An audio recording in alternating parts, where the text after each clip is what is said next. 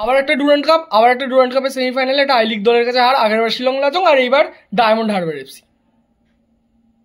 সবাই বলছে যে we were the better team, we played well. No, we didn't played well, we were sheet.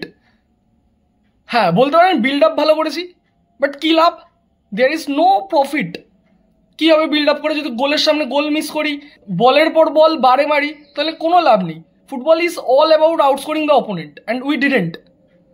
আমরা শুধু slow build up করে গেছি আর বল বাড়িয়ে গেছি, আর আমাদের স্ট্রাইকার, আমাদের মিডফিল্ডাররা সব বল বাইরে মেরেছে আর নাহলে বারে মেরেছে। আমি বলতে পারি কিউবিকুনা আরেকবার আমাদের ট্যাকটিক্যাল আউটক্লাস করলো। কিভাবে? দুটো ডিফেন্ডার আমাদের স্ট্রাইকারকে সবসময় ম্যানমার্ক করে গেছিল, দুটো উইং আমাদের উইংকে চলতে দেয়নি।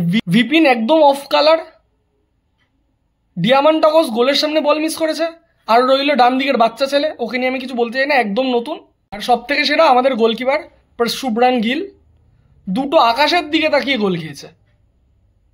তো ওরা জানতো ট্যাকটিক্যাল ওয়াইজ কী করতে হবে, ওরা প্রপার ব্লকিং করে গেম খেলেছে আর কাউন্টার অ্যাটাকে, আর আমরা সেইখানে হেরে গেছি। তো আমাদের প্রচুর ইমপ্রুভ করতে হবে যদি আইএসএল কিছু ভালো করতে চাই, যদি আইএসএল হয়।